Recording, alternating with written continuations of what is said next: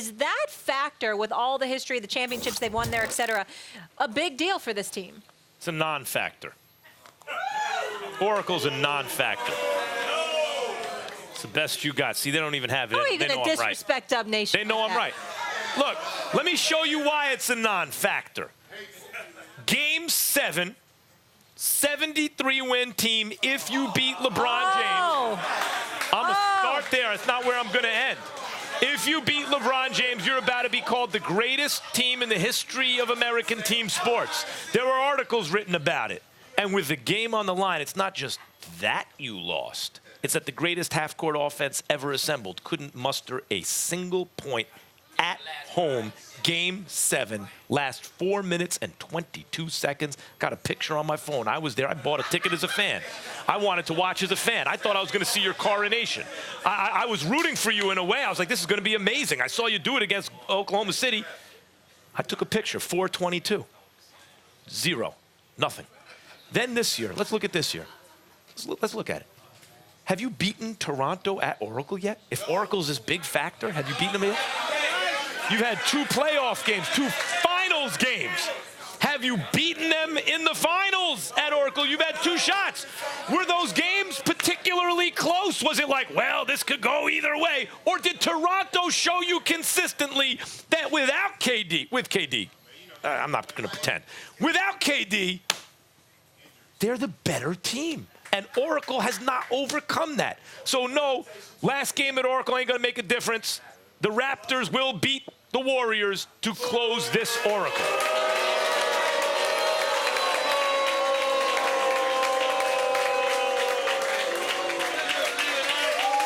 Well, I appreciate you having the courage of your convictions. I have no problem with that. You've been consistent from day one about this series and what you believed, and I'm good with it. I would tell you, however, there's a few things that you're not paying attention to, and when I bring them up, you'll have no point but to concede it, and it's going to annoy the living hell out of you. I look forward to it. First of all, Max Kellerman, do you understand that the Toronto Raptors have to play a nearly flawless game tonight? Either one or two things must happen. They must play flawless, or bodies that have to be falling with the Golden State Warriors that it resembles an infirmary, for crying out loud. That's basically your only shot. You know why? Because I hate going this route, but I've seen it happen too many times. You know, it's not like they're going against LeBron James. See, LeBron James is the magnet. And he's the magnet for the television. He's the magnet for the league. You know, when you bring up Golden State's history, LeBron James going up against that history put them on even footed.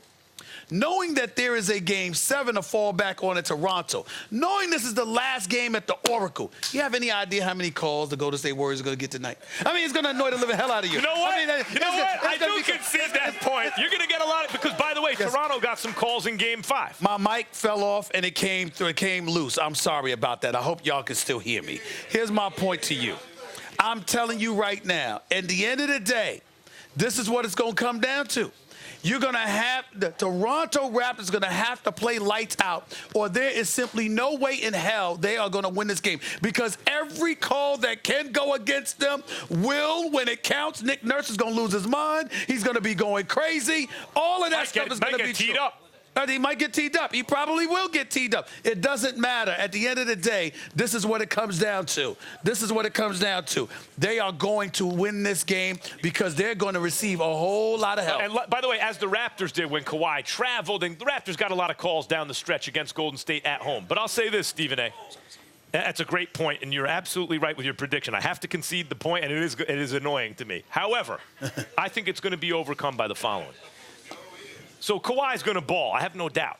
Then the question is, what help is he going to get? If Danny Green hits 4 or 5 threes, I think it's going to be a little bit much. Then again, if he doesn't, Norman Powell might. If Marc Gasol has a really good game, boy, now Gasol is balling. Then again, even if he doesn't, Ibaka might, or Siakam might. if Kyle Lowry is his crime partner that he needs, that Kawhi needs, then it's going to be tough. Even if he's not, Van Vliet might. My only response to you is this.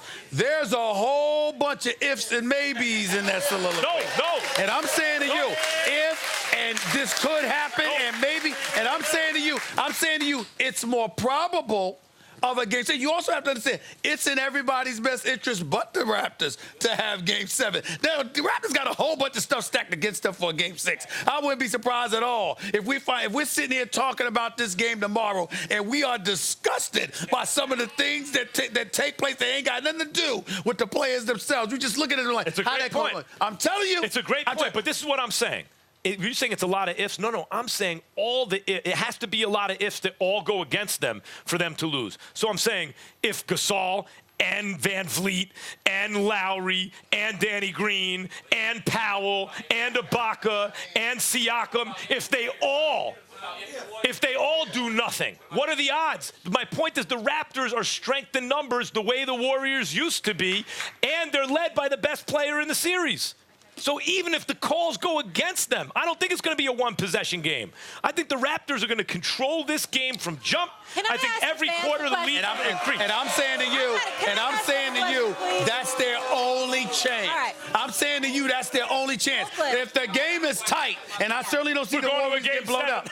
Welcome to Game 7. Don't you feel like you've been a little greedy? Don't you feel like it's Toronto's turn? It's about time someone else. Come on, we've been out here 5 years straight. Spread the love. No? All right. I like coming out here. There's some people in this audience basically a part of First Take at this point. This dude's been here for like 4 or 5 years in a row. You too. You have not been here as much as those two. Anyone else? We know, Marlon, we know.